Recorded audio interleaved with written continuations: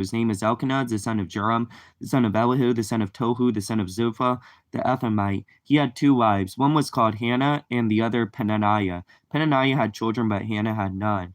Year after year, this man went up from his town to worship and sacrifice the Lord Almighty at Shiloh, where Hophni and Phinehas, the 2 sons of Eli, were priests of the Lord.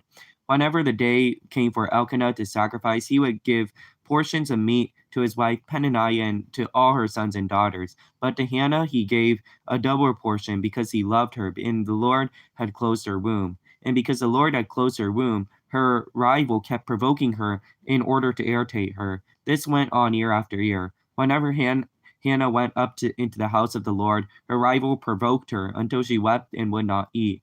Elkanah, her husband, would say to her, Hannah, why are you weeping? Why don't you eat? Why are you downhearted? I don't mean more to you than 10 sons. Once they had finished eating and drinking in Shiloh, Hannah stood up. Now Eli the priest was sitting on a chair by the doorpost of the Lord's temple. In bitterness of soul, Hannah wept much and prayed to the Lord, as she made a vow, saying, O Lord Almighty, if you would only look upon your servant's misery and remember me, and not forget your servant, but give her a son, then I will give him to the Lord for all the days of his life. No razor will ever be used on his head. As she kept praying to the Lord, Eli observed her mouth.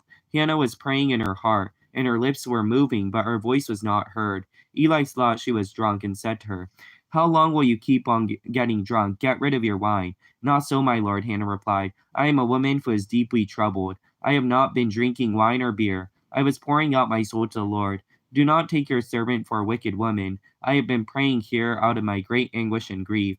Eli answered, Go in peace. May the God of Israel grant you what you have asked him. She said, May your servant find favor in your eyes. Then she went her way and ate something, and her face was no longer downcast.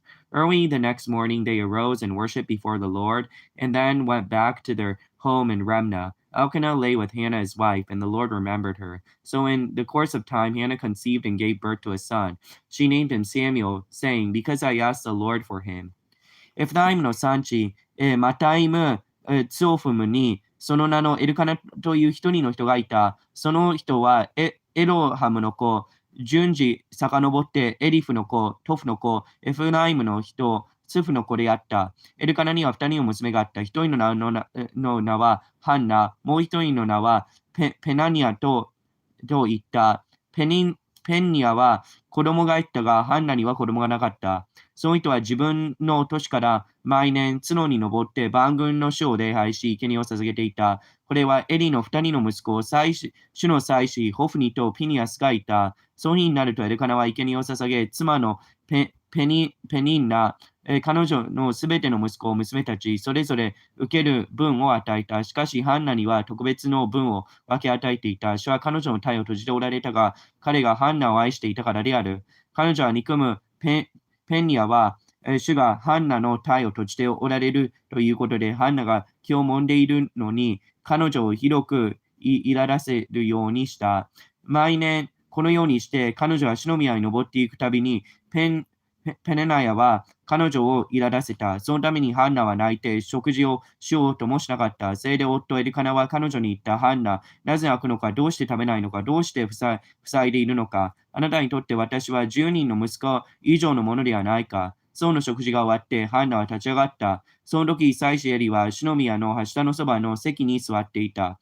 ハンナの心は傷んでいた。彼女は主に祈って激しく泣いた。そして誓願を立てていった。万軍の死をもしあなたが果たしめの悩みを顧みて私を心に留め、この果たしめを忘れず、この果たしめに男の子を授けてくださいますなら、私はその子を一生主にお捧げします。そしてその子の頭にカミソリで当てません。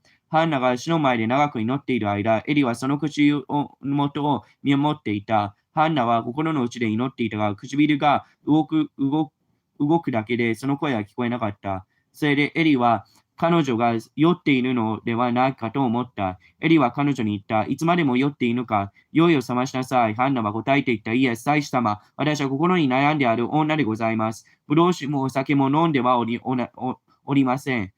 私は主の前に私の心を注ぎ出したいのです。この私めを横島な女と思わないでください。私の募る憂いと苛立ちのため、今まで祈っていたのです。エリは答えていった。安心していきなさい。エスタイの神があなたの願った願いを叶えてくださるように、彼女は私があなたのご好意に預かることができますようにと言った。それからこの女は帰って食事をした。彼女の顔はもはや以前のようではなかった。翌朝早く彼女は主の前で礼拝し、ラマにある自分たちの家へ帰っていった。エルカナは自分の妻ハンナを知った。主は彼女を心に留められた。日が改まって、ハンナは身ごもり男の子を産んだ。そして私がこの子を主に願ったからと言って、その名をサミュエルと名付けた。When the man of Elkanah went up with all his family to offer an annual sacrifice to the Lord and fulfill his vow, Hannah did not go. She said to her husband, After the boy is weaned, I will take him and present him before the Lord, and he will live there always. Do what seems best to you, Elkanah, her husband, told her. Stay here until you have weaned him. Only may the Lord make his good word. So the woman stayed at home and nursed her until she had weaned him. After he was weaned, she took the boy with her, young as he was, along with the 3-year-old bull, an ephah of flour, a skin of wine, and brought him to the house of the Lord at Shiloh. When they had slaughtered the bull, they brought the boy to Eli. She said to him, As surely as you live, my Lord, I am a woman who stood here beside you, praying to the Lord. I prayed for this child, and the Lord has granted me what I asked him. So now I will give him to the Lord. For his whole life he will be given over to the Lord. And he worshipped the Lord there. 夫のエルカナは家族揃って、年ごとに生贄を主に捧げ、自分の誓願を果たすために登っていこうとしたが、ハンナは夫に、この子が父離れし、私がこの子を連れて行き、この子は主の御顔を拝し、いつまでもそこにとどまるようになるまではと言って登っていかなかった。夫のエルカナは彼女に言った。あなたの良いと思うようにしなさい。この子が父離れするまで待ちなさい。ただ、主のお言葉通りになるように。こうして女はとどまって、その子が乳離れするまで乳を飲ませた。その子が乳離れしたとき、彼女はお羊3頭、小麦粉1エパ、ブドウ酒の皮袋1つを差しさい、その子を連れ上り、主の宮に連れて行った。その子は幼かった。彼らは王子1頭をほふり、その子をエリのところに連れて行って、ハンナは言った。お祭司様、あなたは生きておられます。祭司様、私はかつてこのあなたのそばに立って主に祈った女でございます。この子のために私は祈ったのです。主は私がお願いした通り、私の願いを叶えてくださいました。それで私もまたこの子を主にお渡しいたします。この子は一生涯主に渡されたものです。こうして彼らはそこで主を拝した。Then Hannah prayed and said, My heart rejoices in the Lord. In the Lord my horn is lifted high. My mouth boasts over my enemies, for I delight in your deliverance. There is no one holy like the Lord. There is no one beside you. There is no rock like our God.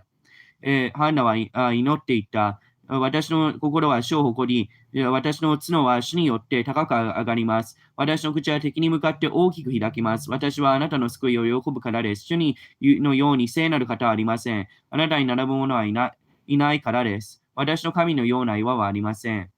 Do not keep talking so proudly, or let your mouth speak such arrogance.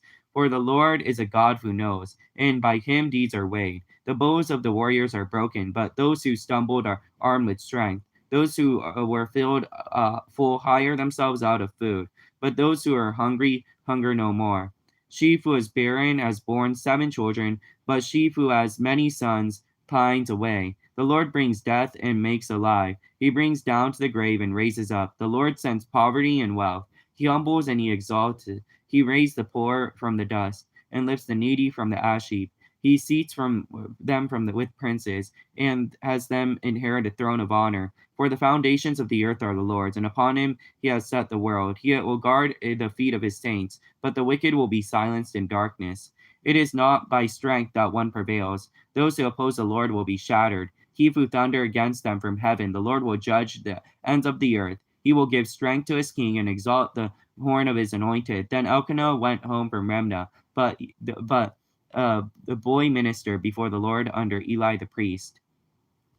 高ぶって多くを語ってはなりません。横柄な言葉を口から出してはなりません。誠に主はすべて知る神。そう見業は確かです。勇士の弓が砕かれ、弱い者が力を帯び、食べ飽いた者がパンのために雇われ、飢えていた者が働きをやめ、不妊の女が7人の子を産み、多くの子を持つ女がしられてしまいます。主は殺し、また生かし、黄泉に暮らし、また上がる。主は貧しく、また富ませ、低くし、また高くするのです。主は弱い者を地位から起こし、貧しい人を悪田から引き上げ、高貴な者と共に座らせ、彼らに栄光の位を継がせます。誠に地の柱は主のもの。その上に主は世界を据えられました。主は生徒たちの足を守られます。悪どもは闇の中に滅び失せます。誠に人は己の力によっては勝てません。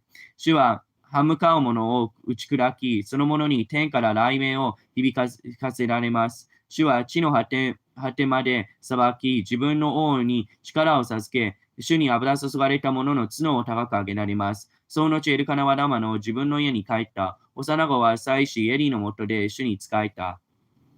Eli's sons were wicked men. They had no regard for the Lord. Now it was the practice of the priests with the people that whenever anyone offered a sacrifice, and while the meat was being boiled, the servant of the priest would come with a three-plunge fork in his hand. He would plunge it into a pan or kettle, or a cauldron or a pot, and the priest would take for himself whatever fork brought up. This is how they treated all the Israelites who had come to Shiloh. But even before the fat was burned, the servant of the priest would come and say to the man who was sacrificing, "Give the priest some meat to roast. He won't accept boiled meat from you, but only raw." If the man said to him, "Let the fat be burned up first, then take whatever you want," the servant then would answer, "No, hand it over now. If you don't, I'll take it by force." The sin of the young men was very great in the Lord's sight. They were treating the Lord's offering with contempt. But Samuel was ministering before the Lord, a boy weaning a linen ephod. Each year his mother made him a little robe and took it to him when she went up with her husband to offer the annual sacrifice. Eli would bless Elkanah, his wife, saying, "May the Lord give you children by this woman to take the place of the one she prayed for and gave to the Lord." Then they would go home. And the Lord was gracious to Hannah. She conceived and gave birth to 3 sons and 2 daughters. Meanwhile, the boy Samuel grew in the presence of the Lord. Now Eli was very old, heard about everything his sons were doing to all Israel and how they slept with the woman who served at the entrance to the tent of meeting. So he said to them, "Why do you do such things? I hear from all the people about these wicked deeds of yours. Now, my sons, it is not a good report that I hear spreading among the Lord's people. If a man sins against a man, God may mediate for him. But if a man sins against the Lord, God may mediate for him. But if a man sins against the Lord, who will intercede for him?" His sons, however, did not listen to his father's rebuke, for it was the Lord's will to put them to death. And the boy Samuel continued to grow in stature and in favor with the Lord and with men. さて、エリの息子たち、よこしまの者で主を知らず、民にかか祭司の定めについてもそうであった。誰かが生贄を捧げていると、また肉を煮ている間に、祭司の子が三つ旗の肉刺しを手にしてやってきて、これを大鍋や釜や大釜や鍋に突き入れ、肉刺しを取り上げた者を皆、祭司が自分のものとして取っていた。彼らはツロでそこに来るすべてのイスラエルにこのようにした。それどころか、人々が脂肪を焼いて煙にしないうちに、祭司の子はやってきて、生贄を捧げる人に、祭司にこの焼く肉を渡しなさい。祭司は煮た肉は受け取りません。生の肉だけですというので、人がまず脂肪をすっかり焼いて煙にし、好きなだけお取りなさいと言うと、祭司の子は、いや、今渡さなければならない。でなければ私は力ずくで取ると言った。このように子たちの罪は主の前で非常に大きかった。主の捧げ物をこの人たちが侮ったからである。サミュエルはまだ幼く雨布のエポレを身にまとい、主の前に捧げた。サミュエルの母は彼のために小さな上着を作り、毎年夫と共に年の生贄を捧げて登っていくとき、その上着を持っていくのであった。エリはエルカナとその妻を祝福して、主はお求めになったものの代わりに、主がこの女により、あなたに子供を賜りますようにと言い、彼らは自分の家に帰るのであった。事実、主はハンナを顧み、彼女は身ごもって3人の息子と2人の娘を産んだ。少年サミュエルは主の身元で成長した。エリは非常に年を取っていた。彼は自分の息子たちがイスラエル全体で行っていることの一部刺繍性に彼らが会見の幕屋の入り口で仕えている女たちと寝ているということを聞いた。聖霊は息子たちに言った。なぜお前たちはこんなことをするのだ。私はこの民全部からお前たちのした悪いことについて聞いている。子たちをそうしていることを、そういうことをしてはいけない。私が主の民の言いふらしているのを聞く、その噂は良いものではない。人がもし他の人に対して罪を犯すと、神がその仲裁をしてくださる。だが人が主に対して罪を犯したら、誰がそう者のために仲裁を立とうか。しかし彼らは父の言うことを聞こうとしなかった。彼らを殺すことが主の御心であったからである。一方、少年サミュエルはますます成長し、主に、も人にも愛された。Now a man of God came to Eli and said to him, This is what the Lord said. Did I not clearly reveal myself to your father's house when they were in Egypt under Pharaoh? I chose your father out of all the tribes of Israel to be my priest, to go up to my altar to burn incense, and to wear an ephod in my presence. I also gave your father's house all the offerings made with fire by the Israelites. Why do you scorn my sacrifice and offering that I prescribe for my dwelling? Why do you honor your sons more than me by fattening yourselves on the choice parts of every offering made by my people Israel? Therefore the Lord, the God of Israel, declares, I promised that your house and your father's house will minister before me forever. But now the Lord declares, Far be it from me. Those who honor me I will honor, but those who despise me will be disdained. The time is coming when I will cut short your strength and the strength of your father's house, so that there will not be an old man in your family line, and you will see distress in my dwelling. Although good will be done to Israel, in your family line there will never be an old man. Every one of you that I do not cut off from my altar will be spared only to blind your eyes with tears and to grieve your heart, and all your descendants will die in the prime of life. And what happens to your two sons, Hophni and Phinehas, will be assigned to you. They will both die on the same day. I'll raise up for myself a faithful priest who will do according to what is in my heart and mind. I'll firmly establish this house. He will minister before my anointed one always.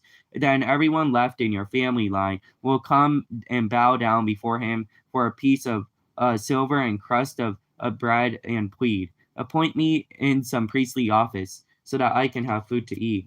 その頃、神の人がエリのところに来て彼に言った。主はこうせられる。あなたの父の家がエジプトでパロの家に属していたとき、私はこの身を明らかに彼らに示したではないか。またイスラエルの全部族からその家を選び、私の祭司とし、私の祭壇を物り、竹を焚き、私の前でエポレを着るようにした。こうしてイスラエルの人のすべての日による捧げ物をあなたの父の家に与えた。なぜあなた方は私が命じた私の生贄、私の捧げ物を私の住むところで、軽くあしらい、またあなたは私より自分の息子たちを重んじて、私の民イスラエルのすべての捧げ物のうち最上の部分を自分たちの肥やそうとするのか。せいはイスラエルの神、主の見つけだ。あなたの家とあなたの父の家とは永遠に私の前を歩むと確かに言ったが、今や主の見つけだ。絶対にそんなことはない。私は私を尊ぶ者を尊ぶ。私を蔑む者は軽んじられる。見よ、私はあなたの腕とあなたの父の家の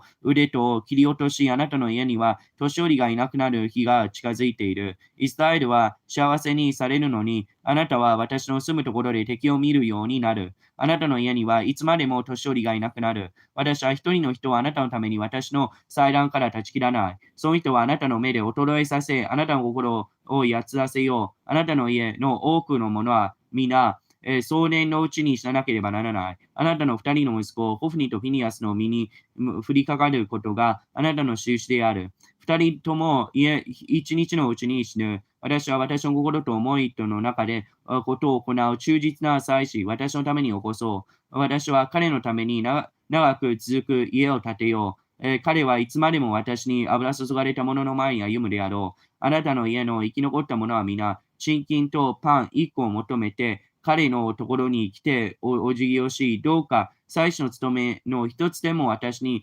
あてがって、一切れのパンを食べさせてくださいと言おう。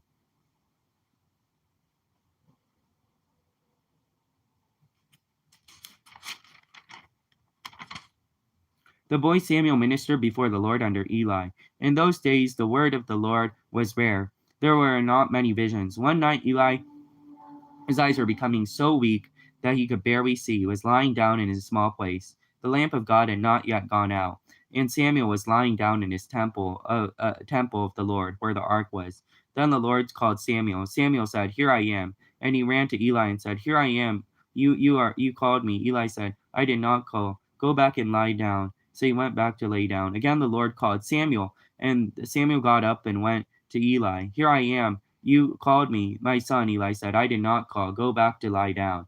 Now Samuel did not yet know the Lord. The word of the Lord had not yet been revealed to him. The Lord called Samuel a third time, and Samuel got up and went to Eli and said, "Here I am, you called me." Then Eli realized that it was that the Lord was calling the boy.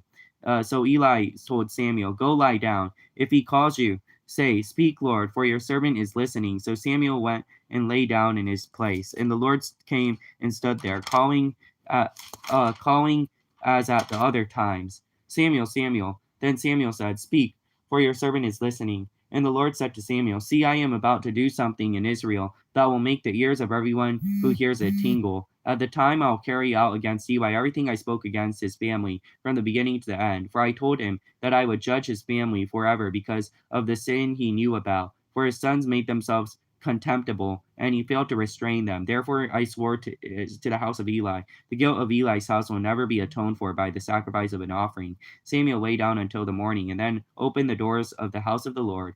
He was afraid to tell Eli the vision, but Eli called him and said, "Samuel, my son." Samuel answered, "Here I am." What is it he said to you?" Eli said, "Do not hide it from me. May God deal with you, be it ever so severely, if you hide anything he told you." So Samuel told him everything, hiding nothing from him. Then Eli said, "He is the Lord. Let him do what is good in his eyes." So the Lord was with Samuel as he grew up, and he let none of his words fall to the ground. And all Israel from Dan to Beersheba recognized that Samuel was attested to be as a prophet of the Lord. The Lord continued to appear at Shiloh, and there he revealed himself to Samuel through his word. 少年サミュエルはエリの前で主に仕えていた。その頃主の言葉が稀にしかなく、幻も示されなかった。その日、エリは自分のところで寝ていた。彼の目は霞んでいて見えなくなっていた。神の灯火はまた消えていず、サミュエルは神の箱の安置されている主の宮で寝ていた。その時、主はサミュエルを呼ばれた。彼は、はい、ここにおりますと言って、エリのところに走っていき、はい、ここにおります。私を呼びになったので、と言った。エリは、私は呼んでいない。帰ってお休みと言った。それでサミュエルは戻って寝た。主はもう一度サミュエルに呼ばれた。サミュエルは起きて、エリのところに行き、はい、ここにおります。私を呼びになったので、と言った。エリは、私は呼ばない。我が子よ、帰ってお休みと言った。サミュエルはまた主を知らず、主の言葉もまた彼に示されていなかった。主は三度目サミュエルに呼ばれたとき、サミュエルは起きてエリのところに行き、はい、ここにおります。私をお呼びになったので言って言った。そこでエリは、主がこの少年を呼んでおられるということを悟った。それでエリはサミュエルに言った。言ってお休み。今度呼ばれたら、主よお話しください。しもべは聞いておりますと申し上げなさい。サミュエルは言って自分のところに寝た。そのうち主がそばに立ち、これまで、と同じようにサミュエル、サミュエルと呼ばれた。サミュエルお話しください。しもべは聞いておりますと申した。じゃあサミュエルに仰せられた。見よ、私はイスラエルに一つのことをしようとしている。それを聞く者は皆、二つの耳が鳴るであろう。その日には、エリの家について私が語ったことをすべて初めから終わりまでエリに果たそう。私は彼の家を永遠に裁くと彼に告げた。それは自分の息子たちが自らの、から呪いを招くようなことをしているのを知りながら彼らを戒めなかった罪のためだ。だから私はエリの家について誓った。エリの家の咎は生贄によっても穀物の捧げ物によっても永遠に償うことはできない。サミュエルは朝まで眠り、そこから主の宮の扉を開けた。サミュエルはその目次についてエリに語ることを恐れた。ところがエリはサミュエルを呼んでいった。我が子サミュエルよ。サミュエルは、はい、ここにおりますと答えた。エリは言った。お前に告げなかったことはどんなことだったのか。私に隠せないでくれ。もしお前にお告げになった言葉の一つでも私に隠すなら、主はお前を幾重にも罰せられるように。それでサミュエルはすべてのことを話し、何も隠さなかった。エリは言った。その方は主だ。主は御心にかなうことをなさいますように。サミュエルは成長した。主は彼と共におられ、彼の言葉を一つも地に落とされなかった。こうして全イスラエルはダンからベールシバまでサミュエルが主の預言者に任じられたことを知った。主は再び通路で現れた。主の言葉によって主がご自分の王シロンの王のサミュエルに現れたからである。